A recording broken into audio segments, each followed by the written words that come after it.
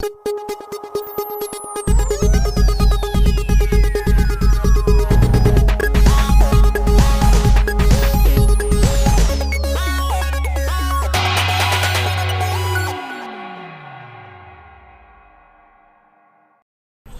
evening.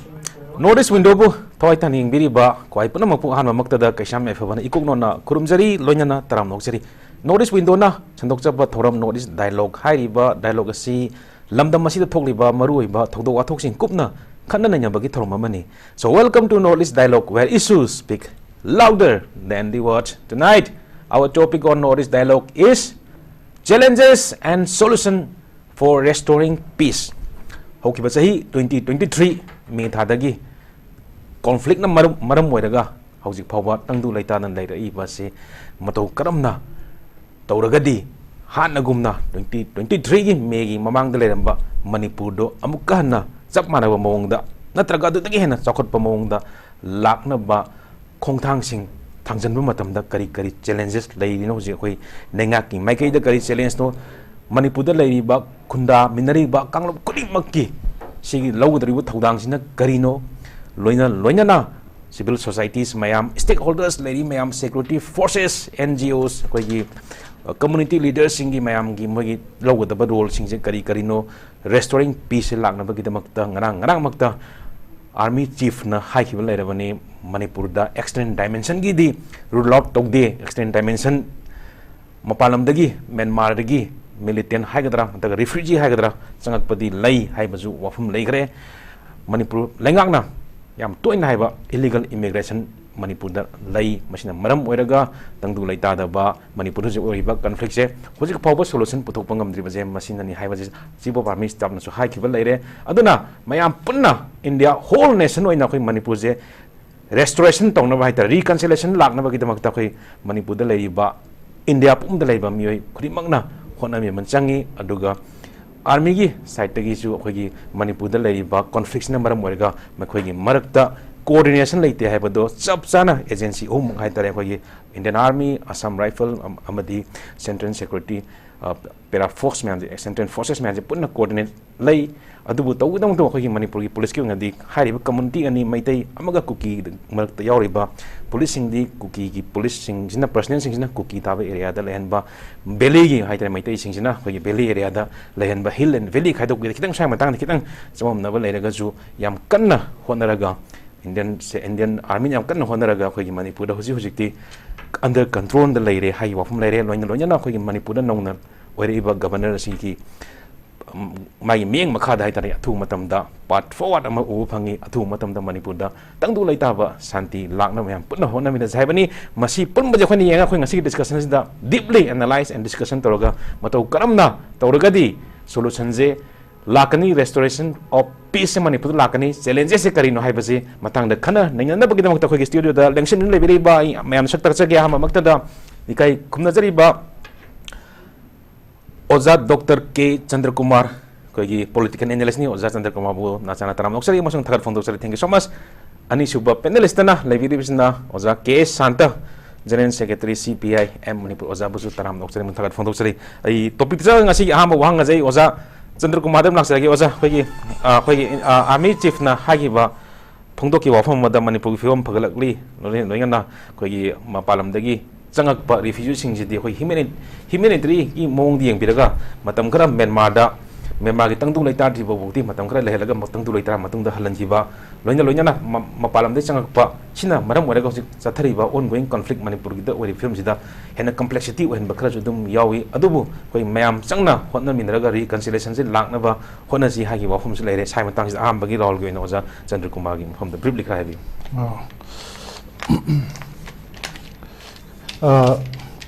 hꯧꯖꯤꯛ ꯑꯩꯈꯣꯏꯒꯤ ꯃꯅꯤꯄꯨꯔꯗ ꯊꯣꯛꯂꯤꯕ ꯏꯔꯥꯡ ꯑꯁꯤꯗ ꯑꯩꯈꯣꯏꯒꯤ ꯀꯩꯅꯣꯅ ꯏꯟꯗꯤꯌꯟ ꯑꯥꯔꯃꯤꯒꯤ ꯆꯤꯐ ꯖꯦꯅꯔꯦꯜ ꯑꯁꯥꯝ ꯔꯥꯏꯐꯜꯒꯤ ꯖꯦꯅꯔꯦꯜ ꯕꯤꯀꯥꯁ ꯂꯈꯦꯔꯥ ꯑꯃꯗꯤ ꯑꯩꯈꯣꯏꯒꯤ ꯏꯟꯗꯤꯌꯟ ꯑꯥꯔꯃꯤꯒꯤ ꯆꯤꯐ ꯖꯦꯅꯔꯦꯜ ꯎꯄꯦꯟꯗ꯭ꯔ ꯇ꯭ꯔꯤꯕꯦꯗꯤꯅ ꯑꯩꯈꯣꯏꯒꯤ ꯉꯔꯥꯡ ꯈꯟꯅꯈꯤꯕ ꯑꯃꯗꯤ ꯃꯅꯤꯄꯨꯔꯒꯤ ꯒꯣꯕꯔꯅꯔꯗ ꯌꯥꯝꯅ ꯃꯔꯤꯛ ꯆꯨꯝꯕ ꯄꯥꯎꯗꯝ ꯀꯌꯥ ꯑꯃ ꯇꯝꯈꯤ ꯑꯗꯣ ꯍꯧꯖꯤꯛ ꯃꯅꯤꯄꯨꯔꯗ ꯊꯣꯛꯂꯤꯕ ꯏꯔꯥꯡ ꯑꯁꯤ ꯑꯩꯈꯣꯏꯒꯤ ꯃꯄꯥꯟꯗꯒꯤ ꯂꯥꯛꯄ ꯃ꯭ꯌꯥꯟꯃꯥꯔꯗꯒꯤ ꯑꯩꯈꯣꯏꯒꯤ ꯃꯤꯂꯤꯇꯦꯟ ꯃꯄꯥꯟꯒꯤ ꯑꯩꯈꯣꯏꯒꯤ ꯏꯔꯥꯡꯗꯒꯤ impact ni hai ba ko sapu na hai ba chu ma na phajana paudam kre adu lo na hajik Myanmar government da khoi ki military junda ga de khoi ki mo ki democratic party ga khoi langak shema matam da khoi military government na into ra kan da ma khoi bu kana da military shason da le hi da ki khoi ki democratic khoi kana protesters singa khoi ki alliance kana ga Myanmar ki marakta demo Praja ga madi military ga yana da bai marakta lak bai influence tu na impact tu na khoi Manipur da sunga si lai ba sai cheng na habjun samjage aduga hoje je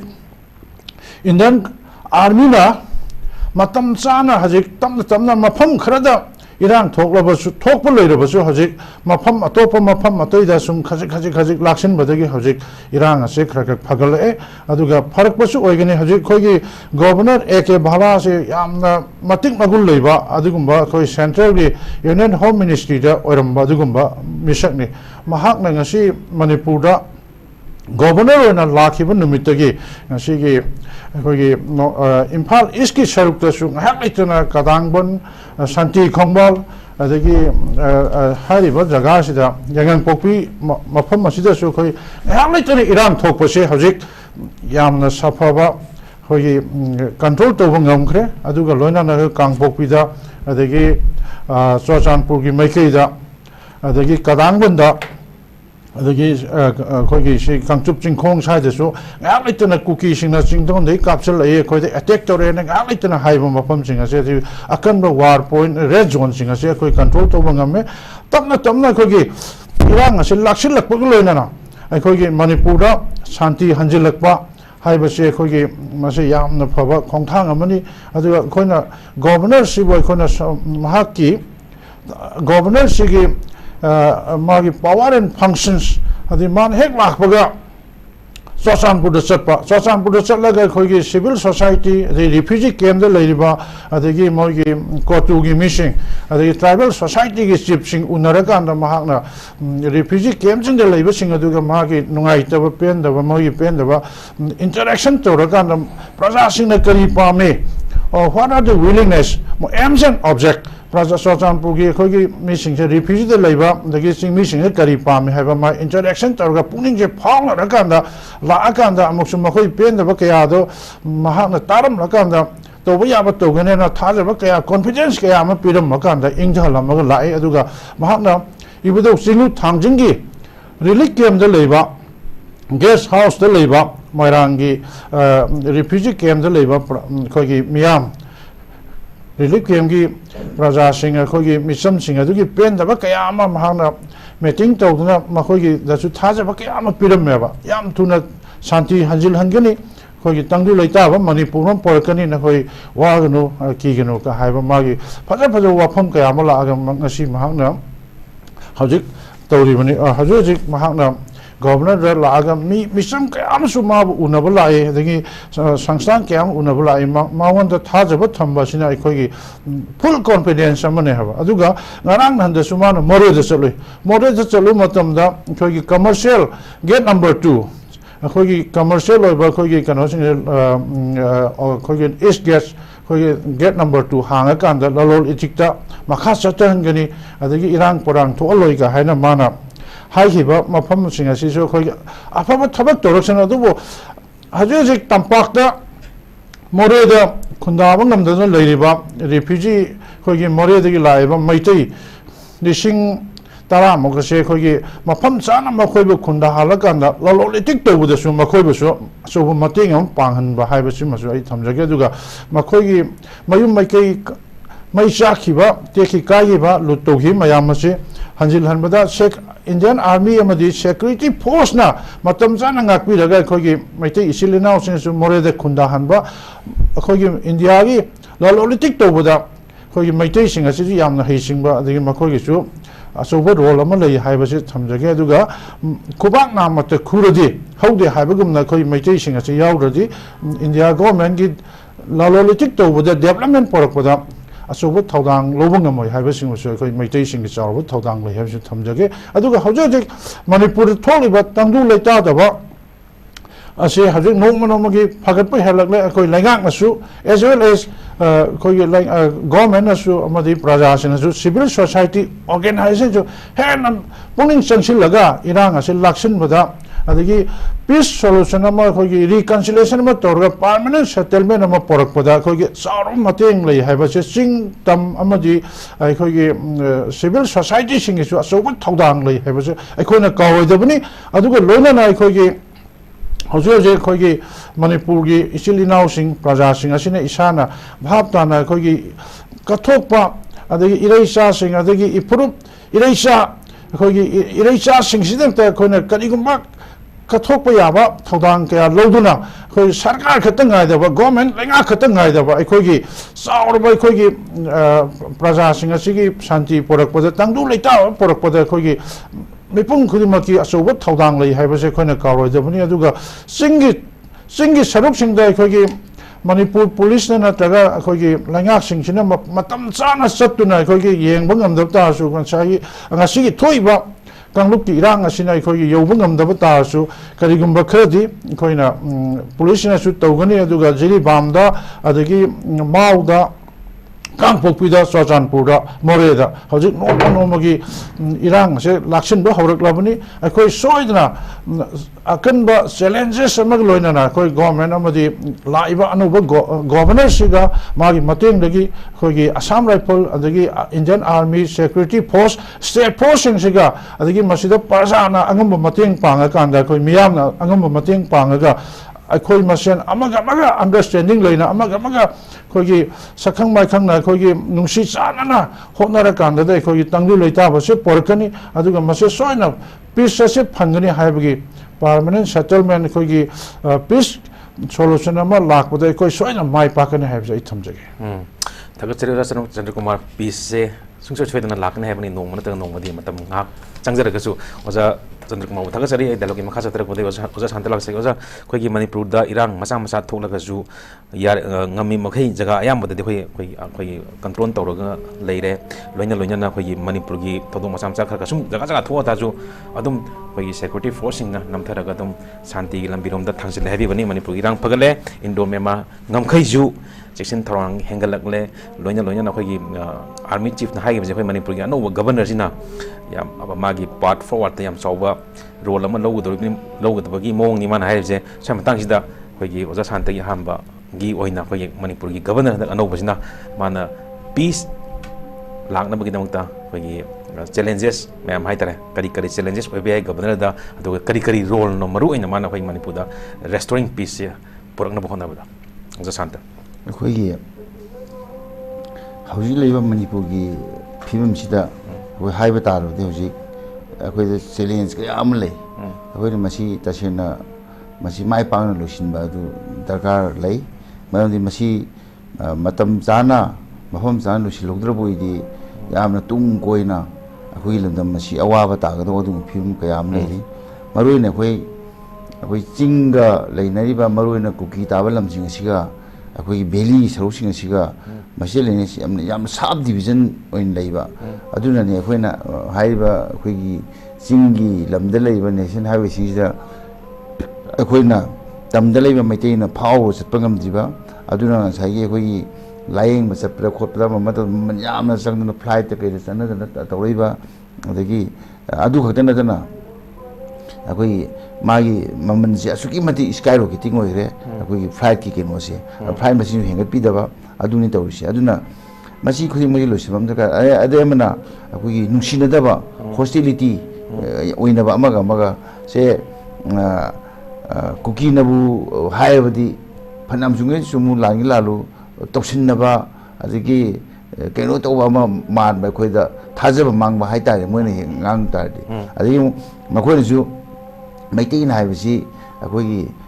ꯍꯦꯛꯇ ꯊꯥꯖꯕ ꯃꯥꯡꯕ ꯑꯆꯨꯝꯕ ꯑꯣꯏꯔꯁꯨ ꯑꯗꯨꯅ ꯁꯤꯒꯤ ꯏꯟꯃꯤꯇꯤ ꯑꯃ ꯂꯩꯕ ꯑꯗꯨꯅ ꯑꯅꯤꯃꯛꯁꯦ ꯑꯩꯈꯣꯏꯅ ꯌꯦꯡꯀꯥꯟꯗ ꯗꯥꯏꯃꯦꯇꯤꯀꯦꯜꯂꯤ ꯑꯩꯈꯣꯏꯒꯤ ꯑꯣꯄꯣꯖ ꯇꯧꯅꯕ ꯑꯃꯒ ꯑꯃꯅ ꯉꯥꯡꯉꯦ ꯑꯃꯅ ꯌꯥꯗꯕ ꯑꯃꯅ ꯌꯥꯔꯦ ꯑꯃꯅ ꯌꯥꯗꯕ ꯑꯗꯨꯅ ꯑꯩꯁꯦ ꯑꯗꯨꯅ ꯁꯤꯒꯨꯝꯕ ꯐꯤꯕꯝ ꯑꯁꯤ ꯑꯩꯈꯣꯏꯅ ꯍꯧꯖꯤꯛ ꯊꯣꯛꯏꯗꯤ ꯑꯩꯈꯣই ꯄꯣꯠꯁꯤꯡ ꯑꯁꯦ ꯃꯁꯤ ꯐꯪꯕ ꯋꯥꯁꯤꯜꯂꯛꯄ ꯍꯥꯏꯕ ꯇꯥꯔꯦꯅꯦ ꯆꯤꯡꯗ ꯊꯣꯛꯄ ꯄ꯭ꯔꯗꯛꯁꯤꯡ ꯑꯩꯈꯣꯏꯒꯤ ꯇꯝꯗ ꯐꯪꯉꯛꯇꯕ ꯑꯗꯒꯤ ꯇꯝꯗ ꯐꯪꯒꯗꯕ ꯄꯣꯠꯁꯤꯡ ꯆꯤꯡꯗ ꯐꯪꯉꯛꯇꯕ ꯗꯤꯁꯇ꯭ꯔꯤꯕ꯭ꯌꯨꯁꯟꯗ ꯌꯥꯝꯅ ꯑꯋꯥꯕ ꯂꯥꯛꯄ ꯁꯤꯒꯨꯝꯕꯁꯦ ꯑꯩꯈꯣꯏꯅ ꯎꯏ ꯑꯗꯩ ꯑꯃꯅ ꯃꯗꯨꯗ ꯅꯠꯇꯅ ꯁꯤꯒꯨꯝꯕ ꯐꯤꯕꯝ ꯑꯁꯤꯗ ꯑꯩꯈꯣꯏꯒꯤ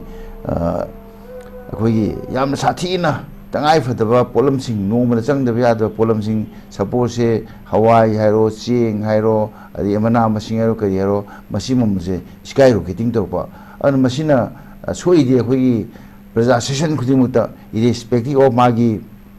ꯀꯥꯁ ꯀ꯭ꯔꯤꯠ ꯔꯤꯂꯤꯖꯟ ꯁꯦꯛꯁ ꯂꯣꯏꯅꯃꯛꯁꯦ ꯃꯁꯤ ꯂꯣꯏꯅ ꯅꯠꯇ꯭ꯔꯒ ꯍꯦꯛꯇ ꯂꯣꯏꯅ ꯁꯣꯛꯄ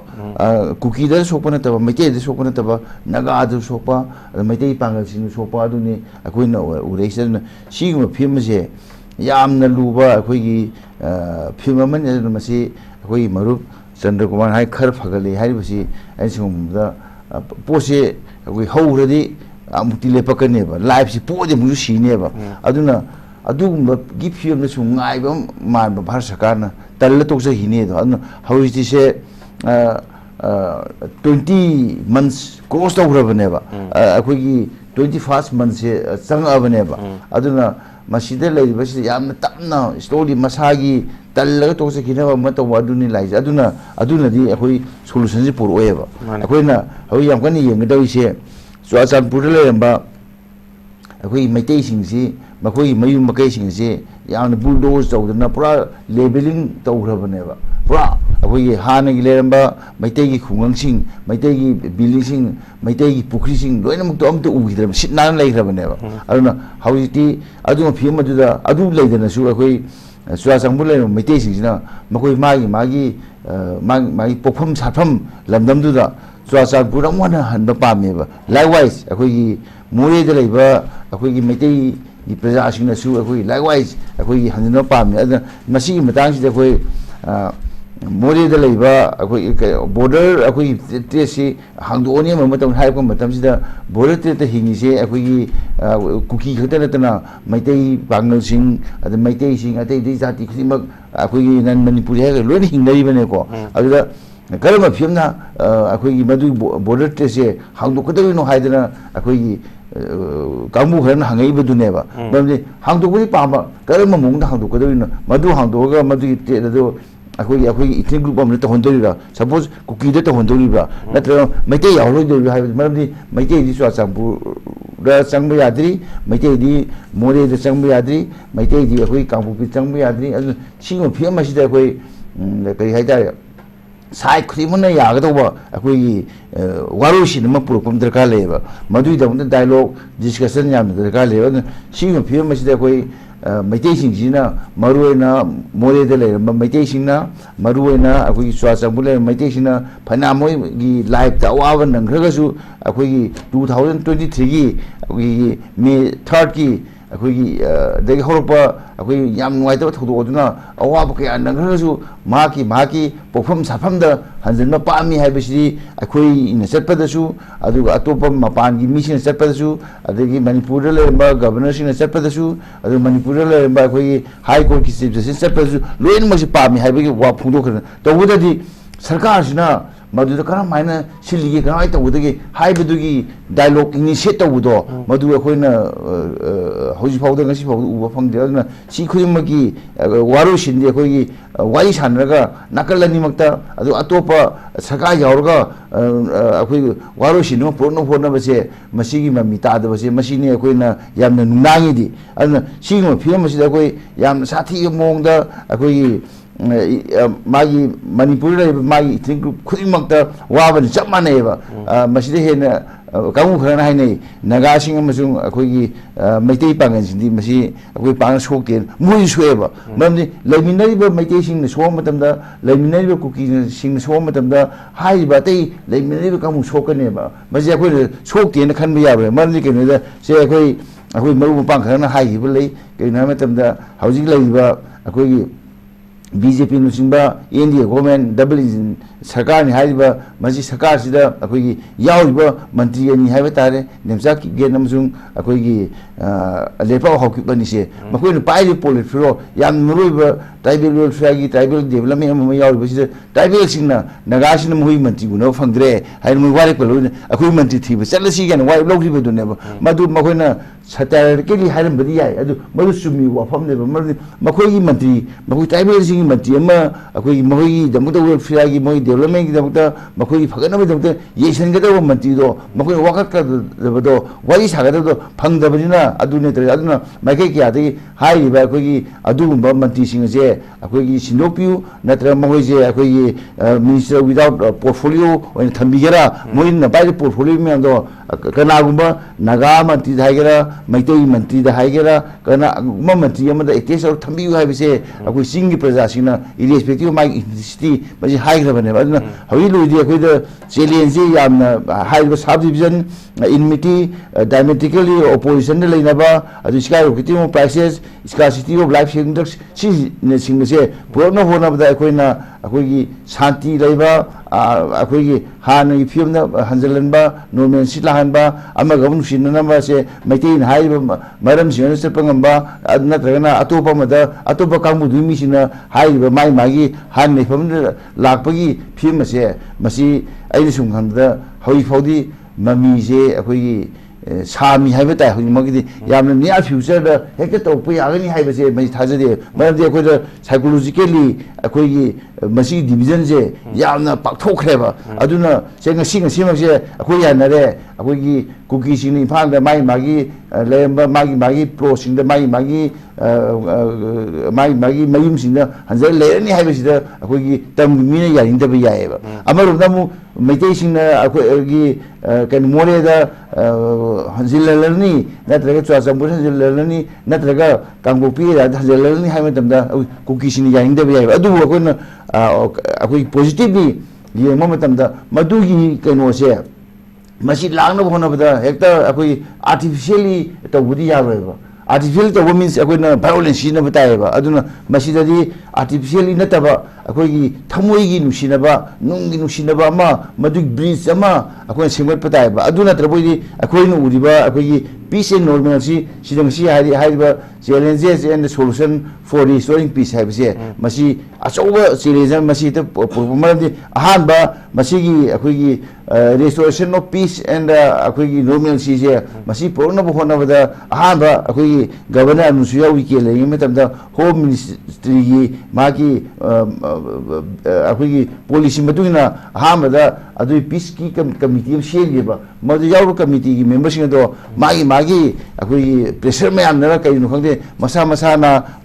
gi yaw ba mingsing ado madu video to re na thoki ba madu gi akoi gi committee do madu ongta pham gi de loina madu yaw ba mising duna madu masa to segi madu da sarkar na madu committee ju muthale ju hai gi de muthati ju hai gi de adu ne ba sarkar jiman to do bo akoi gi program da 1 2 3 4 5 6 hai dina somje khai ko matamda kalaga adum akoi gi nising da ba adu ni to aduna akoi na to di hau hi ba me thar gi na hau hi hau da koi kai to roge kai to hau da gi hai ba se sarkar na madu revision number to da ka le madu na tadi han akoi ne ta jam to ya ro ba madi aho ki am la ka ne ada aho ba sing do misin ba se madu gi thabak se hau da ba governor akoi gi honorable bhalana to hom chang adu bhala si makti ma ke akoi sum yeng ka da ma ki matam da ni akoi gi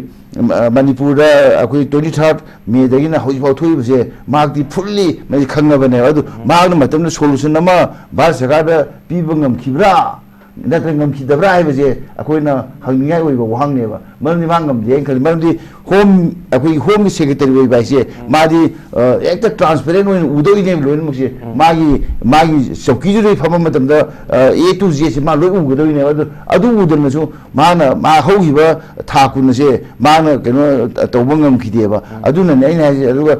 akoi positively ui adubu hai ba bhala se magi magi independent oi ba magi policy program ma puthokna tobangam gudo mi dina te ba marni akoi gi amishana adu natraga akoi gi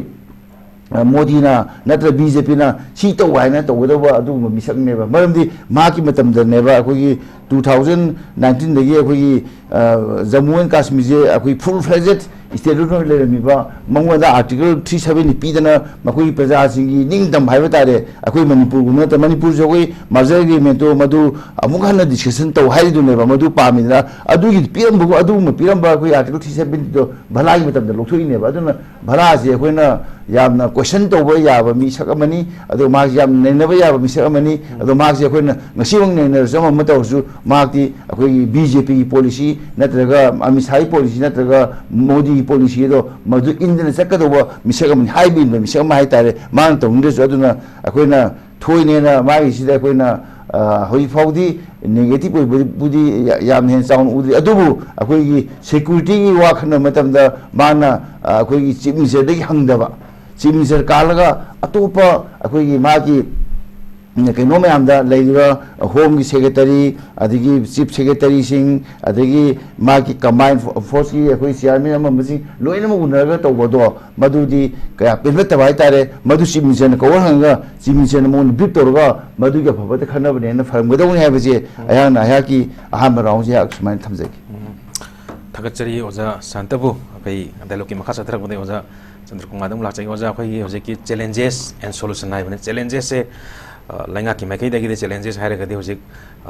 मिलिटेंस ma'am है लमेन तुहन ma'am नोई कापई ma'am से काफनब थिंगनब crack down तब फाब लोना कांगलूप अनी लेमिनरीब अनीसे नुंसी चानना अमुक हन्ना हंजलगा पुन्ना लेमिनबदुनी अखोई मणिपुरगी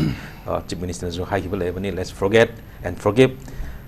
पास्ट मिस्टेक मैसे काउथोजेना अदुगा चैलेंजेस की लैंगा की याम चाव चैलेंजेस हम लेरे मस्तीज दखोई प्रजा सिंगी ओइबसु चैलेंजेस हम हाइतरजी ओजा शांतना हाइबा कोई चिंग लेरिबा कुकी सिंग तंपाक लागा लेगी हाइबा मतमदा तंपाक लेरिबा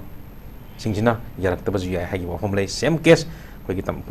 तंपाक लेरिबा सिजना अमुहना चिंग चत मतमदा कुकी एरियास द लेरिबा कांगुसिना मु लाकपा यादबगी फिल्म जुदुम लाकपा याय होजिक मक्सु ओइरी स्वाय मतंग सिदा कोई यामना चावबा पॉलिटिकल लीडर्स हाइतर कोई मणिपुर की मरुइना कोई central government and also the state की लीडर मैम पॉलिटिकल लीडर मैम की मखोइना करंबा मओंगदा होजिक लेरिबा गैप से ब्रिज हाइतर होजिक लेरिबा बफर जोन मसिदे ब्रिज अमा सारगा तोखाई लेरिबा जे अमुना पुंजनबा करी करी स्टेप लौरगदी हानगुमना नुसी चानन लेबा यागदगे एट द सेम टाइम अखोगी स्टेट की इंस्टीट्यूशन अमा ले ओइना लेरिबा याम चावना मणिपुर पुलिस से याम इफेक्टिव ओइना मथौजे तोन बाय तारे अखोगी होजिक लमेन तोन मैमजिना मोइना तोइबा तोंगान अखोइना खल्लुदबा तोंगान अखोगी मपालमदगी बु यारokpa या एक्सटर्नल फोर्स बु यारokpa मसी पुनमक्से थेंगनबा अखोगी स्टेट लैंगाक्तगी हाइतरे अखोई स्टेट इंस्टीट्यूशंस द लैंगाक्तगीसु याम चावबा रोल अमा हाइतरे करिगुमा पावर खरा पिबम थोकप्रा अदुगा मरुइना हाइतरे अखोगी प्रजा मैमगीसु करी रोल न मसाइ मतंगसिदा चैलेंजेस द ओजा चंद्र कुमार याम फजबा वाहंगनी कनो ओजा जे फबको अखोगी हजिक थोइबा कनो से इरांग सिदा अखोई मरुप शांतना सु मरिक चुमना ताकपीरेको अदो ngakpiba haibase अखोगी तंपाक्ता लेरिबा सिंग तमगी चिलिनाउ सिंग अमदे सिंग द लेरिबा थोइ सचानपुर दा मोरे दा अदगी तोखाई तारिबा कोई कुकी की चिलिनाउ सिंग से अखोई से अखोई इमोशनल इंटीग्रेशन अमा याम दरकार होय हबदी अखोई से नुंसी सानना अखोगी पुंगनिंग gi होय बादुगुंबा नुंसीबा मा यावददि अखोई ngakpiba हाइबसिदि अखोई ईश्वर मंगनसु अखोई कनो तोरि सिदि हेनबा लैतेबको अदो ngakpiba हाइबसे मखोइनसु अखोगी अनिसिगी कनो अखोई ngakpiba हाइबसिमु चावबा अखोई कनो से लैते धर्म से लैते अदुना अमगा सोइखिबा लांखिबा यावसो ngaknarakanदा अखोगी नुंसी सानना हानगुमना अखोगी हानगुमना तंगदु लैताबा लमदम अमा लैबा अमा अखोगी स्टेट अमा अखोई हाना ओइरमबदुदा लैहनबा हाइबसे यामना मरुइबा खोंथांनि अदुगा होजोजे अखोगी 2023 दगी हौना मेगिदि हौना अखोगी सिहिबा अखोगी लाइबक थिहिबा हाइगद्रा मी सानिगा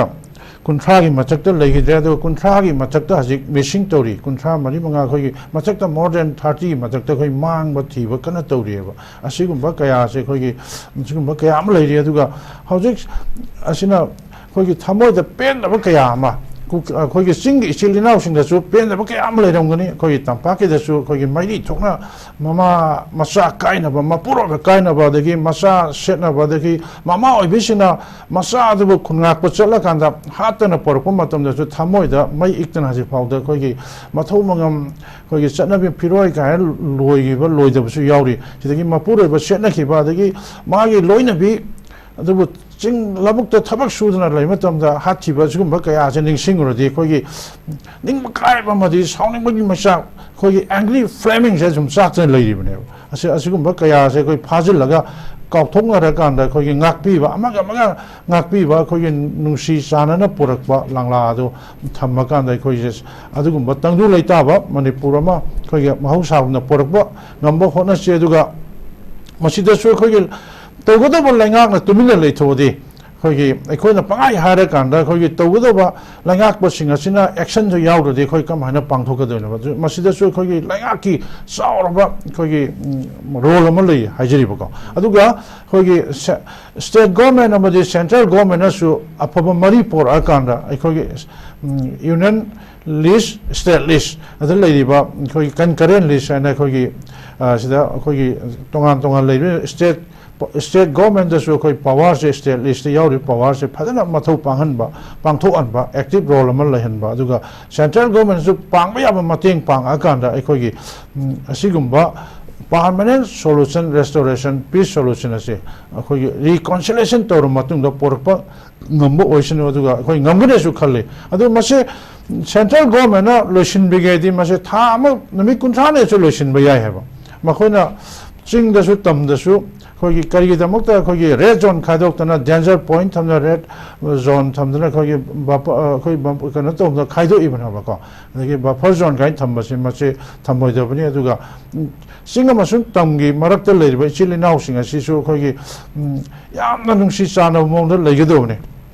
aduga loinana kogi haujuk leiba central government su kogi permanent solution mo porakpada prime minister gi home minister gi so good role amlai aduga kogi civil society state civil society leiba CSO singa dagi kogi misam maira paibi singi dagi chhatra student organization kaya gi so good thodang amlai masida makoi mayam sina kogi so mateng am panga kan da lainga ka loina na kogi masida pangthokpada koi yam thuna pangthokpa yabagi thodang su lei aduga loina central government gi asoba thodang lei home minister ma di prime minister gi active role su lei ya adi haji yana da ba singa se koi gi single lei ba koi gi kuki chilin au singi koi gi militant singi koi gi kotu adagi moi da lei ba tongan ba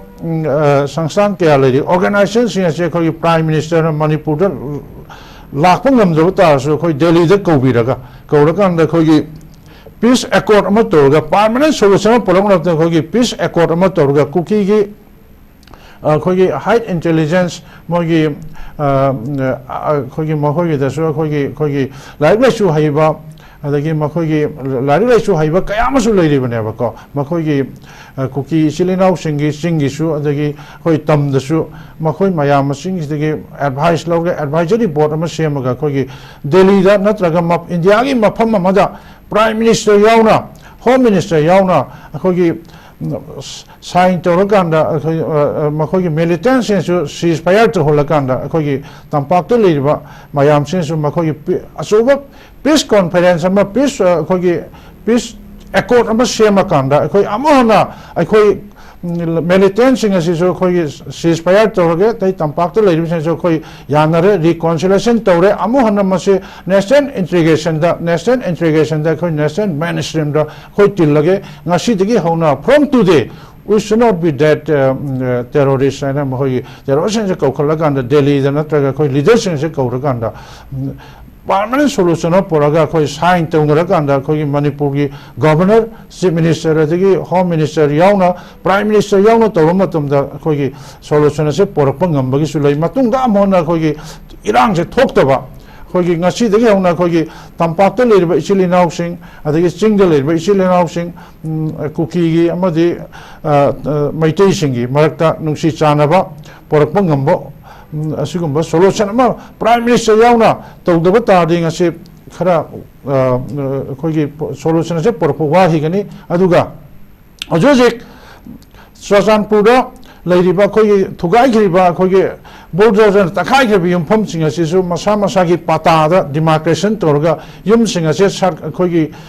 security force amadi state force yauna कोई central force यावना कोई central army Singh यावना ngak selakanda yum singa chu sabiba adagi masa phana hai sabane kogi masagi khori linsang ta ba masagi pongna pam lamdambu nungsi ba hai base akoi su mangare mi khudi makse masagi horuk pamda lining ba se masan ta ni more de leriba chochanpur de leriba serau de leriba yum sing adagi pukhawram de leriba yum singa se kogi security force yauna masa masagi yum phamda yum sabiba permanent porona bahona ba khunda laita hanba aduga masida amuhana irang thokna ba kogi makhoi sing asibu nungsi chanan lehenbada Indian Army amadi Assam Rifle gi dagi state security state force sing asu ngak sendana matungda amana thokna ba sigumba se kogi tangdu leita hamlu porak pa se yamna mathau ta bra hina khali adu masida Prime Minister the Home Minister gi India government the government of India ga super role am lei makhoina lotion bige haiba tardi se tha amada solution ba yai aduga makhoina single leriba kuki militant sing asibu makhoina control to bai se makhoida di kaisu oi banate aduga makhoina tham gi manungda ya nami kunthani manungda lotion ba yai haba ado hoje hoje leiriba kano sing ase irang makhoi sing ase the prime minister yauna khogi national man esteem da tilhanna ba thorang to da tari mase tap thaki ba su ya du mase government of India gi makut leire adagi khoi state angang na su mase da active role lodna yam thuna losinna ba adi irang asibu laksin bada sauro mate ngama pangna ba khoi gi mase gi su lei adu bu hojik state list da yari ba khoi gi chief minister gi power se su chief minister de piga do ne ko mase chief minister da power se pi da ba tari mase tap thaki ba ya ba duna kogi government of India amadi prime minister yauna kogi peace accord ase yam thuna pangthokpa ngamba oisanu haina in thamjage aduga hauja je tampak ta leriba kogi relief camp sing de leriba isilinaw sing awaba taraba isilinaw sing ase awaba se yenga kanda kogi Manipur government asu mateng pangduna leri makhogi pendaba kaya amasi chu kogi makhogi subam nomam khangdaba laifam chabam khangdaba makhogi tawham thokpa makhogi government gi pangham thokpa mateng sing asu yam thuna pangbiba moi phangpham thokpa kheti poron khangde mogi phangpham thokpa mogi right mogi senpham sing asu yam thuna pithokpa makhogi awaba sibu masamaki masa manau ne makhoin hek pokchaba masa manau aseng manau ne khalakanda khoi lengak pasing se nungsibiba amasi su yamna akanba strong view mat thambiba dar thambiraganda makhoi bisu nungsibiu makhogi awaba se aku on view ha 60,000 की मतलब मी लिसिंग हमपोगी मतलब जीरी balm को थारे लिसिंग हमपोगी मतलब लेरी बनी मत लेरी बस इंगा से जीरी बाम जाओ ना कोई लेरी बा देखिए सिंगी शो अभी मिजोरम द चेली बा कोई रिफ्यूजी ने लेरी बा मिजोरम द संजरी बा कोई कुकी सिले नाउसिंग मखोई शो लान बा कोई जैसो मखोई बो परमानेंट सेटलमेंट पर पदा सेंट्रल गवर्नमेंट अभी मणिपुर की लंगाक ना अचोबा अखोई स्ट्रॉन्ग व्यू में थमकांदा मखोई बो थाजबा याबा कॉन्फिडेंस में पीरकांदा मखोना कीना हलक्तबा याय मदो अकीबदो मखोई अकीबदो फेयरनेस तो मांगहन गदोबने गवर्नमेंट प्रॉमिस तो गदोबने मखोई मथकता अदो अकीबदो मांगहन गदोबने खोई सोसामपुर लेरिबा सोचानपुर अखोई तंपाकी मिसिंग सिना चप्पा ngамदबसे असिसो खोई सिक्योरिटी फोर्स के लोने चलन गदोबने मखोई याना मतुंगदा अदि सोचानपुर की सिलिनाउ सिंग कांगपोकी सिलिना इंफाल दला अनगदोबने मखोई हजे जि लेरिबे युम कई सिंगा से रिपेयरिंग तो मखोई जि लेहन गदोबने मसिदा स्टेट पुलिस अमदि सिक्योरिटी फोर्स ना मरन nga akanda अखोई मैतै नदि कसु तौरोयन खले खोई तंपाकते लेबे मिसिंग दि नुंसिगनि मखोई नबु लाकपिरदे खोई कनासु मखोई दा हात पतु पतौरो हेबा हौखिबने हौग्रे दो ngakpi haibase khoi maitai singi minungsi chawba mirok michan phaba haibase khoi maitai gi lu tong da horak pa dugumba chaina gi sahi cha kya de ipai pu dei khone tamjo ba dugumba kanu ne ba adune ngasi makhoi ne su kibam thokte makhoi na thaja ba ba confidence ke loina na security force ma di Assam Rifle adi Indian Army singena makhoi matik chana nga akan da thamgodobni aduga ani se interrelation sojan pu da su khoi hantak ta su bus थारे का है ना कोई state transport का चतने तो भी कनासु तो भी नहीं रहती है मतलब सिक्योरिटी फोर्स ने मत जाना तो होगा लंगाक में सिंह सिंह हाना ट्रायल तो बोले मखोई सिक्योरिटी सिक्योरिटी फोर्स ने तो होगा अदो प्रजासु याव दोने अदो सुमने है तो तोंगरा है भी याद है वो कॉन्फिडेंस में याव दो दिको अदो कोई कांगपोपी दगी सोसानपुर दगी सिलिनाउ सिंह तंपाक तो कुंबीरो सिक्योरिटी फोर्स ने आकांद कोई तंपाक की सोसानपुर दे लेबा रिफ्यूजी कैंप दे लेबा सिलिना मागी इंखोल माई मरम दे मदु येंग बस लवा सिक्योरिटी फोर्स ने मरो मरो nga so kana kai do do na ba adu not da sum sin question khut ma na da work without action yaw do thabak se kem da pang thop ngam moi ko pangai ha ra di ya ro he ba sai to na khoi gi mari se more de le ba ichili naw singa se su more de chalang da do ne adi khoi gi more de gi imphal de gi more da the atopolam da lanjana riba singa se jo khoi security post or anga dum ne ko nation highway singa se jo highway trafficking post thamakanda andak ta su IRB Assam da training to ru mayam da su khoi highway trafficking post ki jam ta su si na ne hai ko ma khoi singa su matik cha na khoi mathok to han bada khoi imphal to jiribam ase khoi hangto lambi je hangto akanda economic lifeline ne mase khoi manipur ram ti kano ne ya maru be lambi ne masida khoi gi mission prajana chalan da ba ngak le chana aeroplane to nga chalan ba sida aeroplane ni bhara da pu ba thang ngam da ba amadi ai khoi gi asi ana thok pada ana ye yaw bada jiri bam gi mission na ma gi family sing bu unaba ngam da ba sigu ba problem ka ma nungang ba nungai ta ba kya ma su thoi bane ba sai to na si ju highway trafficking post orga jiri bam imphal je lambi je chalan ba adagi imphal kangpokpi dimapur guwahati chalan ba asi gum base jo yam thuna simbi ba ma darkar hoy adu nata bata re ko yade hare kanda buffer zone red zone har sum thambata re masigi shanti porak pada akhoi khurau thang badu oigani aduni yani makhidi akhoi yani makhidi kano akhoi nungsi chana ma porta national integration ma porta emotional integration su sangeba emo asid loina na akhoi aman amagi kithi rum to ba makhoi su tamdol akanda happy gada phubi gada ka hana ki han bado akhoi sarkar yauna prime minister yauna home minister yauna akhoi delhi dagi थाजा बमा यावना तो बतारी अदुगुम इरांग अदु अमंगा थो अलरो खोगी ngasi dagi hona militant sing asi so खोगी national mainstream da tille na mo cease fire ma tor ganda अदुगुम ma to da बतारी high competence ma to da बतारी खोगी senator pina prime peace resolution solution o por pada peace conference ma to da बतारी mase asum sarang ba hadi yethok sum leikini asi thamjage adu yam thuna manipura ai ing tapa tangdu leita ba hanagi khoi sakhut pa nungai ba nungsi chana ba manipura ma porak pada khoi la iba sahi 2025 lisingani kun manga sin lak pada ho gi ba singa da loina ka thokra kan da apa ba ta porak pa manipur tangdu leita manipur porak pa sai thamjage thagatsari oja chandra kumar gi wafam do oiba oisenu haina ai mayamda haijari daloki makha chatrak de oja santala se oja koigi restoring peace haibne khoi ngasi topic is restoring peace haib is the one entity ama khatangi responsibility or masi collective responsibility mo oiga toibne oye political leadership khatang natana civil societies mayam loina security force mayam the local gi leaders mayam pula bhai the collective manipur de leriba natraga whole nation se punna manipur de reconciliation lang na makta whole nation pula khona ga damne haina army chief nangarang hai gi bo khum jilai re mastage da khoi gi agency da gi paw hai batane waja khoi kuki jo council ga MSA ga lakadori batang tara delhi da new delhi do unaraga khoi gi mukhoi gi ba tongan ba territory ama khoi union territory ama sem na taksang gani hai bo khum jilai sai matang jine challenges lai la oja santo oi base khoina peace and solution oina ba khoi gi buffer zone lai ba bridge se ama semaga tongan lai punjan da lauri talak asida challenges hai matare kuki jo council na khoi gi MSA unaraga khoi gi khoi gi ba tongan ba union territory ama form tong no taksang gani hai ba gi pau singju agency da gi phang tholei sai matang jine oja challenges se masi kamaina masi mo challenges masa myam je khoi punna collectively masi kamaina thengna gani masi aina nasa haijakre akoi gi Ministry of Home Affairs ki matugina ahan ba akoi gi committee ma sem ki madu commission do muthate khangdena thabak su pangthokdana madu lusingge adu yam noi pawmdi akoi gi nan numit khani mangda akoi Manipur Human Rights Commission gi akoi gi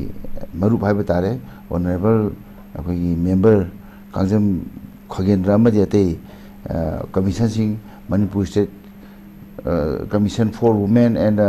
Manipur Commission for Protection of Child Rights ki moi myam pundana akhoi Manipur ra akhoi kai tare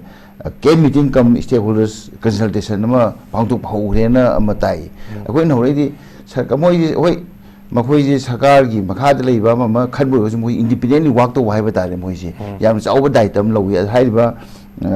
commission ahum je Manipur Human Rights Commission adu Manipur State Commission for Women and the Manipur Commission for Protection of Child Rights masi official sing masi mayam unadana consultation je akhoi IDP sing gi unaba aduga akhoi stakeholders sing unadana kai tawbu yaba gi haiba makhoi na IDP sing na thenariba awaba sing stakeholders mayam thenari awaba sing do khangdoga akhoi Manipur Sarkar da Marun Sarkar da akhoi recommend thagani haiba pawma leibase masi di yamna phain khanba mani kaino da akhoi haiba sege commission ogum sida laiba meeting se mohiji yamna dedicated oiba haiba tare ne ko akhoi maru khogendo waharasu adege akhoi maru akhoi Pradip Harasu ama mohai moisi je aduna kai matab da moise sarkar ga su akhoi gi kaino to ya hanasi misena akhoi gi NCPCR na ga piba kaino do ma yaning di ga haido aduna moi sarkar na pabadu ga to buna teba sarkar si moi recommend to do ni mai to na akhoi gi si kaino ta makoi na hamada unra ko si da koi akhoi gi Bishnupur district gi haiba tare akhoi gi Marup Chandra Kumar ne leiba district gi masi han una greba But IDP sing musing, aduga stakeholder sing musing, unaraga makoi chit biali khanaba. Makoina khanado kai na matamda hai ba koi IDP sing asina akoi makoina kari magi basic needs sing ado akoi phangbada khudong chadaba leibage hai ba khanaba aduga makoida tasina human right phangum tho human right hai ba tare akoi hingnabagi adigi जानबगी सेनबगी मयाम से कई लेगी खगदोप थबक चंसलपसे आइदी wholeheartedly हाइरिबा commission अहुमसिगी official सिंबु यामने थागर फुंदई मरमदि सरकार हाइदरसु मखोइना तौरिबा पॉलिसी अदुना सरकार रिकमेंड तौदना फानदना मखोइ आहाबदा मखोइना हाइबसि अखोइ मखोइ प्रेसो नमतमदा अखोइ government हाइबा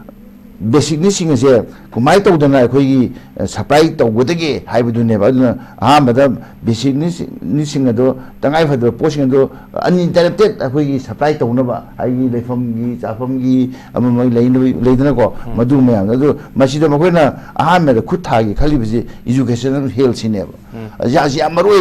education ja uji mi Lising kaya lemdoi na koi masi matam masida like tama phangdaba ma ki hane college ma ki hane school gi ma ki hane institution sing chat pa yada badagi kadai da tawdagi khangdaba aduna makoi da akoi gi kyaus lak pa mui life sida makoi masen da go self akoi kai lak pa aduna akoi hai film sing sida ne akoi IDP kharadi akoi suicide to bui wafam leigiba adu suicide to riba lai myam se madu myam no khongdu podi mo jadagi amana akoi education je masid akoi special package ma komai pi ba yagadagi haije makoina haiba IDP sing stakeholders sing ji unaraga madu akoi khongdu ga recommend to boni haideba aduna sigumba se yamna akoi phai adu aidi haiba akoi commission ahum masina akoi mahui next akhoi came meeting kam stakeholders consultation je akhoi jibam da lakade February tha da pangthokani hairi ai masi jamna positively afaba ke no amane khudang amane na khali aduga maju akhoi mai papu jo ne khali makoi to ri thabuk je makoi da bias te amane ke makoi da angangi ahangi nupi nupa gi amba khenna bleke adu haiba nupi sing angang sing aduga hai mayam da akhoi gi madu phangna hona bani aduna sigumba se aina akhoi maru pangsing adu aina haijeni di masi khara thuna tha amon tawde huji district se yamgre haiba district ta tu sugreba amu tha amada tha amada yamna akhoi gi थूना अखोई district खरदी अनक district खरदी पुंसलगा तौब्रा खोब्रा अमा तौरगा मधु तौबदा यामना कानगनि अदुगा मसी अखोई भेली खतदा तौब नतबा भेली खतदा तौब नतबा अखोई सिंगी लंदसु लेइबा अवाब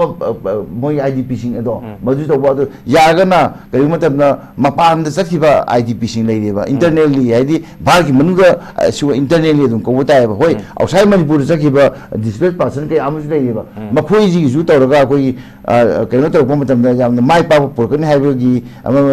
थमजे अदुना ngasi याइ फरु निमिसिदा आई मरुसिंग मसी थबोसे खरा थुना पांगदो पिनबैना थमजे अदुगा अमना अखोई कुकी फॉर्म ना अखोई मिनिस्ट्री ऑफ अखोई होम अफेयर्स की ऑफिशियल सिंगा लाकदोबा अखोई जनवरी तांग 13 ता अखोई मखोई मीटिंग तौगनी मदमोई सेपरेट मिनिस्टर के ममा अखोई दुवाई सानी हाइबसे आइदी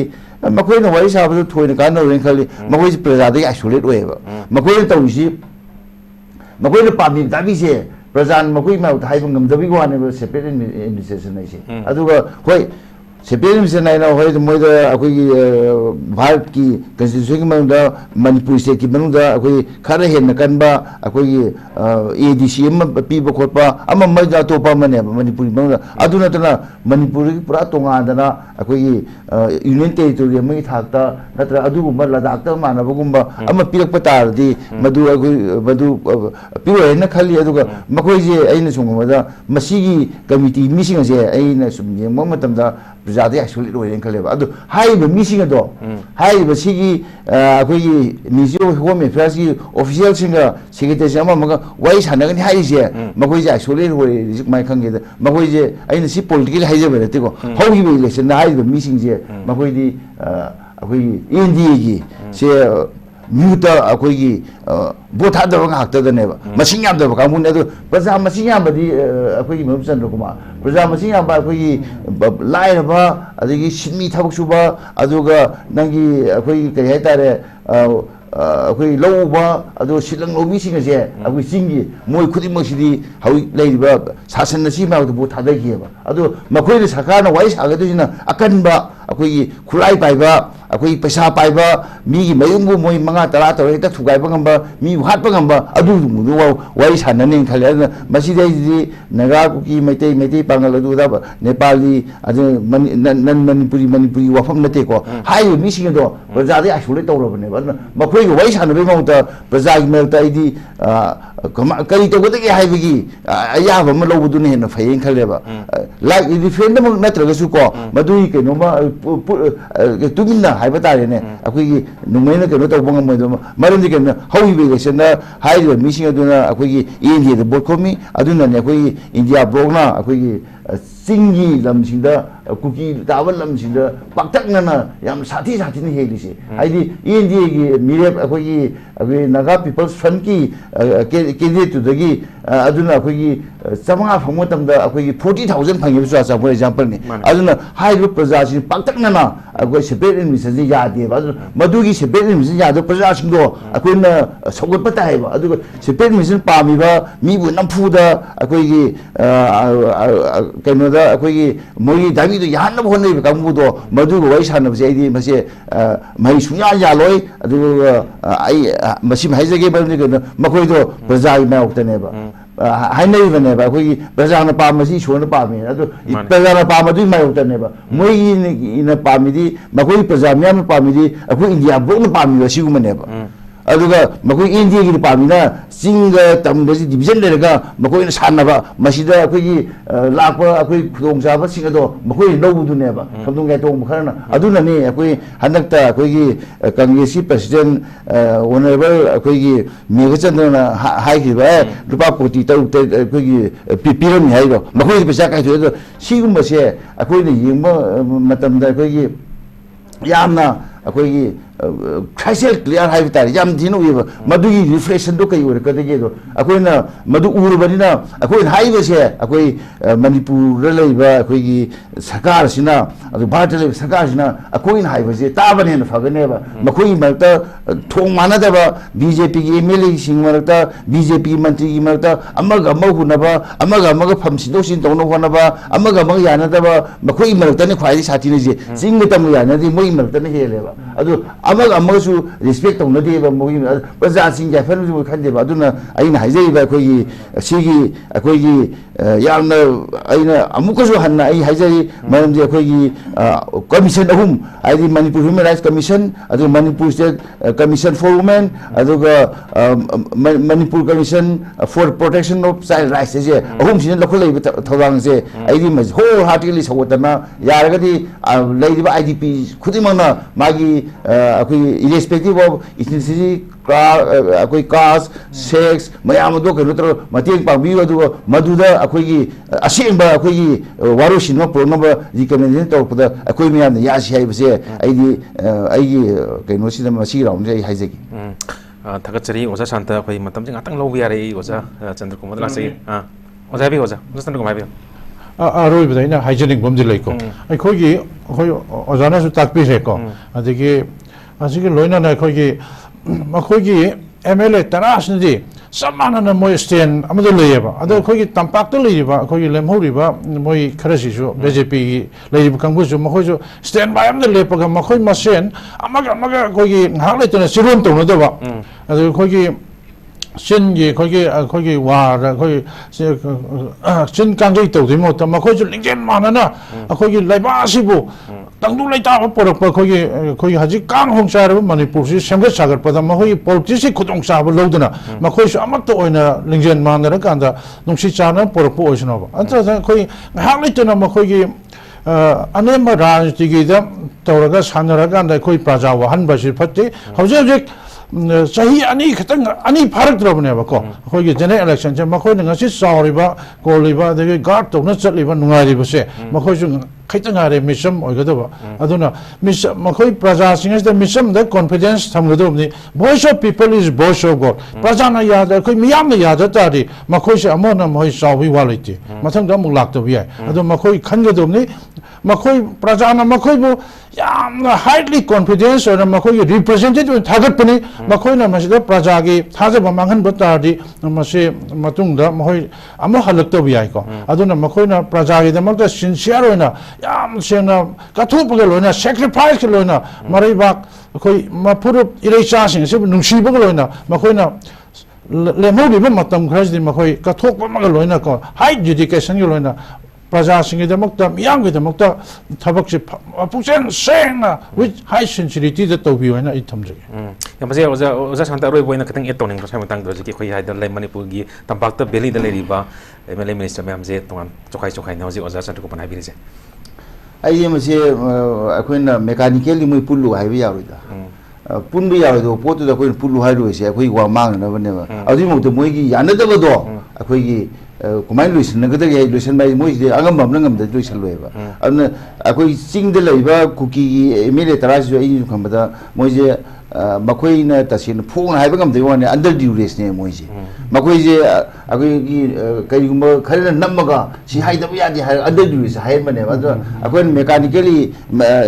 ꯇꯝꯗ ꯂꯩꯕ ꯅꯠꯇ꯭ꯔꯒ ꯑꯩꯈꯣꯏ ꯅꯟ ꯀꯨꯀꯤ ꯑꯩꯈꯣꯏꯒꯤ ꯅꯟ ꯀꯨꯀꯤꯁꯤꯗ 50 ꯅꯟ ꯀꯨꯀꯤꯁꯨ ꯌꯥꯎꯔꯕꯅꯦꯕ ꯑꯩꯈꯣꯏ ꯅꯥꯒꯥꯁꯨ ꯌꯥꯎꯔꯕꯅꯦꯕ ꯅꯣꯏ ꯂꯣꯏꯅ ꯋꯥꯅꯨꯒꯩꯁꯤꯗꯤ ꯑꯩꯈꯣꯏꯅ ꯁꯤꯗꯤ ꯃꯦꯀꯥꯅꯤꯀꯦꯜꯂꯤ ꯍꯥꯏꯕꯅꯤ ꯑꯗꯨꯒ ꯑꯩꯗꯤ ꯃꯈꯣꯏ ꯌꯥꯅꯗꯕꯗꯣ ꯂꯩꯕꯥꯛꯀꯤ ꯈꯜ ꯑꯃ ꯈꯜꯂꯒ ꯃꯈꯣꯏꯅ ꯌꯥꯅꯅꯕ ꯃꯣꯏꯅ ꯍꯣꯠꯅꯔꯤꯕꯗꯣ ꯂꯣꯏꯁꯤꯟꯕ ꯍꯥꯏꯁꯦ ꯑꯃꯅ ꯉꯝꯅꯗꯗꯤ ꯌꯥꯔꯣꯏ ꯑꯗꯨꯝ ꯑꯩꯈꯣꯏꯒꯤ ꯃꯈꯣꯏꯒꯤ ꯃꯅꯨꯡꯗ ꯑꯩꯈꯣꯏꯒꯤ ꯀꯔꯤ ꯍꯥꯏꯇꯥꯔꯦ ꯌꯥꯅꯗꯕꯗꯣ ꯁꯨꯝ ꯑꯣꯝꯗ ꯂꯩꯕꯅ ꯅꯣꯡꯃꯗꯤ ꯄꯣꯛꯈꯥꯏꯔꯛꯀꯅꯤ ꯑꯗꯨꯅ ꯇꯥꯟ ꯆꯥꯔꯗꯤ 2027ꯒꯤ ꯏꯂꯦꯛꯁꯟ ꯃꯃꯥꯡꯗ ꯍꯥꯏꯔꯤꯕ ꯀꯥꯡꯕꯨ ꯄꯣꯛꯈꯥꯏꯔꯛꯇꯅ ꯑꯃꯒ ꯌꯥꯅꯗꯅ ꯂꯩꯕꯥꯛꯁꯦ ꯑꯩꯈꯣꯏꯒꯤ ꯀꯥꯡꯍꯣꯡ ꯆꯥꯏꯕ ꯑꯣꯔꯥꯖ ꯑꯣꯏꯕ ꯑꯃ ꯑꯣꯏꯔꯛꯄꯁꯨ ꯌꯥꯏꯌꯦꯅ ꯈꯜꯂꯦꯕ ꯑꯗꯨꯕꯨ ꯃꯁꯤꯃꯛꯇꯤ ꯑꯣꯏꯗꯕꯗꯤ ꯑꯣꯏꯁꯟꯅꯕ ꯑꯗꯨꯅ ꯃꯁꯤ ꯑꯩꯈꯣꯏꯅ ꯅꯣꯏ ꯌꯥꯅꯧꯒ ꯍꯥꯏꯕꯁꯤꯗꯤ ꯑꯗꯨꯝ ꯍꯥꯏꯗꯅ ꯂꯥꯛꯑꯦꯅ ꯀꯩꯗ ꯌꯥꯅꯗꯣꯏꯅꯣ ꯀꯪꯒ꯭ꯔꯦꯁꯁꯦ ꯀꯃꯥꯏꯅ ꯌꯥꯅꯗꯣꯏꯅꯣ ꯁꯣꯝ ꯅꯥꯀꯟꯗ ꯑꯩꯈꯣꯏꯒꯤ ꯀꯩꯅꯣ JDU ꯌꯥꯎꯏ ꯃꯈꯣꯏꯒꯤ ꯃꯟꯇ꯭ꯔꯤ ꯑꯃꯇ ꯄꯤꯗꯦ ꯑꯗꯨ ꯁꯣꯝ ꯅꯥꯀꯟꯗ JDUꯒꯤꯁꯦ ꯃꯣꯏꯒꯤ 3ꯅꯤ ꯀꯥꯏꯁꯦ ꯑꯩ ꯁꯣꯝ ꯅꯥꯀꯟꯗ ꯑꯩꯈꯣꯏꯒꯤ ꯀꯩꯅꯣꯒꯤ ꯑꯩꯈꯣꯏꯒꯤ ꯇꯔꯦꯠ ꯀꯥꯔꯤ ꯑꯗꯨꯁꯨ ꯃꯟꯇ꯭ꯔꯤ ꯑꯝꯇ ꯄꯤꯗꯦ ꯑꯗꯨꯒ NPPꯁꯨ ꯑꯝꯇ ꯄꯤꯗꯦ ꯑꯗꯨꯅꯦ ꯇꯧꯔꯤꯁꯦ ꯀꯃꯥꯏꯅ ꯌꯥꯅꯗꯣꯏꯅꯣ ꯃꯣꯏ ꯁꯥꯎꯅꯗꯧꯔꯤꯅꯦꯕ ꯑꯗꯨꯅ ꯁꯤꯗꯤ ꯑꯩꯈꯣꯏꯒꯤ ꯑꯀꯟꯕ ꯑꯃꯅ ꯁꯨꯝ ꯄꯨꯡꯄꯥꯏ ꯄꯥꯏꯁꯟꯕꯗꯣ ꯑꯗꯨꯅꯦ ꯍꯧꯖꯤꯛ ꯂꯩꯔꯤꯁꯦ ꯑꯗꯨꯅ ꯍꯥꯏꯕꯤꯌꯨ ꯃꯈꯣꯏꯅ ꯁꯨꯝ ꯃꯨꯛꯅꯗ ꯁꯨꯝ ꯂꯩꯔꯀꯥꯟꯗꯗꯤ ꯑꯩꯈꯣꯏ ꯄ꯭ꯔꯖꯥ ꯃꯤꯌꯥꯝꯁꯦ ꯁꯨꯝ ꯋꯥꯍꯟꯕ ꯇꯥꯔꯗꯤ ꯃꯈꯣꯏ ꯑꯐꯕ ꯑꯣꯏꯒꯗ꯭ꯔꯕ ꯑꯗ ꯃꯣꯏ ꯁꯥꯏ ꯁꯨꯝ ꯇꯧꯗꯦ ꯀꯌꯥ ꯀꯨꯏꯅ ꯃꯈꯣꯏ ꯃꯨꯛꯈꯥꯏꯅ ꯂꯩꯈꯤꯗꯣꯏꯅꯦꯕ ꯑꯁꯤꯒꯨꯝꯕ ꯄꯣꯂꯤꯇꯤꯛꯁꯁꯤ ꯃꯁꯤ ꯌꯥꯝꯅ ꯑꯣꯔꯊꯣꯗꯣꯛꯁ ꯑꯣꯏꯕ ꯀꯩꯅꯣꯅꯦ ꯃꯁꯤ ꯌꯥꯝ ꯇꯧꯍꯜꯂꯣꯏꯗꯕꯅꯦ ꯑꯗꯨ ꯃꯈꯣꯏꯅ ꯁꯨꯝ ꯃꯨꯛꯈꯥꯏ ꯂꯩꯔꯀꯥꯟꯗ ꯄ꯭ꯔꯖꯥꯁꯤꯡ ꯑꯁꯤꯅ ꯄꯣꯠꯀꯤ ꯃꯃꯜꯅ ꯉꯁꯤ ꯆꯤꯡ ꯋꯥꯡꯉꯦꯀꯣ ꯒꯧꯍꯥꯇꯤꯗ ꯂꯨꯄꯥ ꯅꯤꯐꯨ ꯄꯤꯕ ꯑꯩꯈꯣꯏ ꯀꯨꯟꯊ꯭ꯔꯥ ꯄꯤꯕ ꯃꯔꯣꯏ ꯇꯤꯜꯍꯧꯁꯤꯗ ꯍꯨꯝꯐꯨ-ꯍꯨꯝꯗ꯭ꯔꯥꯗ ꯆꯥꯔꯕꯅꯦ ꯑꯂꯨꯁꯦ ꯍꯧꯖꯤꯛ ꯍꯣꯡꯉꯦ ꯍꯥꯏꯁꯦ ꯍꯥꯟꯅ 80-90 ꯌꯧꯔꯕꯅꯦ ꯍꯧꯖꯤꯛ ꯀꯨꯟꯊ꯭ꯔꯥꯗ ꯅꯤꯐꯨꯗ ꯐꯪꯕꯁꯨ ꯇꯥꯡꯉꯤꯕꯅꯦꯕ ꯁꯥꯏꯗ ꯑꯩꯈꯣꯏ ꯄ꯭ꯔꯖꯥꯗꯤ ꯍꯦꯛꯇ ꯃꯩ ꯍꯧꯒꯩ ꯑꯩꯈꯣꯏ ꯍꯦꯛꯇ ꯃꯅꯨꯡꯗ ꯂꯧꯕꯗ ꯋꯥꯍꯜꯂꯦꯕꯀꯣ ꯍꯦꯟ ꯇꯨ ꯃꯥꯎꯠ ꯑꯩꯈꯣꯏ ꯃꯅꯤꯄꯨꯔꯗ ꯂꯩꯔꯤꯕ ꯃꯤꯁꯤꯡꯁꯦ ꯄ꯭ꯔꯣꯐꯦꯁꯅꯦꯜ ꯍꯥꯏꯠ ꯀꯣꯂꯔ ꯖꯣꯕꯇꯤ ꯈꯔꯗꯅꯤ ꯑꯌꯥꯝꯕꯅ ꯍꯦꯟ ꯇꯨ ꯃꯥꯎꯠ ꯉꯥꯛꯇꯅꯤ ꯈꯨꯠꯅ ꯁꯨꯔꯒ ꯇꯥꯔ ꯆꯥꯖꯕ ꯉꯥꯛꯇꯅꯦꯕ ꯅꯣꯡꯃꯒꯤ ꯀꯩꯊꯦꯜꯗ ꯃꯅꯥ ꯃꯁꯤꯡ ꯌꯣꯜꯂ ꯆꯥꯕ ꯔꯤꯛꯁꯣ ꯄꯨꯂꯔ ꯑꯣꯏꯔ ꯆꯥꯕ ꯁꯨꯕ ꯅꯣꯝꯕ ꯉꯥꯛꯇꯅꯤ ꯑꯗꯩ ꯑꯁꯤꯒꯤ ꯃꯊꯛꯇ ꯃꯆꯥꯁꯤꯡꯁꯦ ꯂꯥꯏꯔꯤꯛ ꯇꯝꯗꯕ ꯌꯥꯗꯦ ꯍꯥꯏꯕ ꯑꯩꯈꯣꯏꯒꯤ ꯒꯣꯔꯃꯦꯟꯒꯤ ꯁ꯭ꯀꯨꯜꯁꯤꯅ ꯐꯠꯇ꯭ꯔꯕꯅꯤ나 ꯄ꯭ꯔꯥꯏꯚꯦꯠ ꯁ꯭ꯀꯨꯜꯗ ꯊꯥꯕꯗ ꯍꯦꯛꯇ ꯀꯔꯣꯡ ꯆꯥꯛ ꯌꯨꯡꯈꯩ ꯋꯥꯔꯦ ꯄ꯭ꯔꯖꯥꯁꯤꯡ ꯑꯁꯦ ꯃꯁꯤꯁꯨ ꯈꯤꯇꯪ ꯃꯈꯣꯏꯅ ꯁꯨꯃꯥꯏꯅ ꯃꯨꯛꯈꯥꯏꯅ ꯂꯩꯔꯗꯤ ꯄ꯭ꯔꯖꯥꯁꯤꯡ ꯅꯣꯡꯃ ꯍꯦꯟꯅ ꯋꯥꯔꯦ ꯑꯗꯨꯒ ꯑꯩꯈꯣꯏꯒꯤ ꯂꯩꯔꯤꯕ ꯁꯦꯟꯇ꯭ꯔꯦꯜ ꯒꯣꯔꯃꯦꯟꯅꯁꯨ ꯑꯩꯈꯣꯏꯒꯤ ꯃꯄꯥꯟꯒꯤ ꯑꯩꯈꯣꯏꯒꯤ ꯃꯃꯤꯠ ꯂꯥꯎꯕ ꯀꯥꯡꯕꯨꯁꯤꯡꯁꯨ ꯑꯩꯈꯣꯏꯗ ꯈꯨꯗꯣꯡꯆꯥꯕ ꯍꯦꯟꯅ ꯂꯧꯈ꯭ꯔꯦꯕ ꯃꯁꯤ ꯊꯣꯛꯍꯟꯗꯕ ꯐꯩ ꯍꯥꯏꯅ ꯈꯜꯂꯦ ꯌꯥꯝ ꯊꯨꯅ ꯃꯈꯣꯏꯁꯨ ꯇꯥꯏꯁꯤꯟꯅꯕ ꯑꯃ ꯗꯔꯀꯥꯔ ꯑꯣꯏꯅ खंजैको सिम थमजगे जय थंगचरी कोई सॉल्यूशन फॉर रेस्टोरिंग पीस पोरकनब होनबदा चैलेंजेस मखन कया की चैलेंजेस लई चैलेंजेस मैम कोई खना जगरे हाइबा चैलेंजेस सिंग असिबु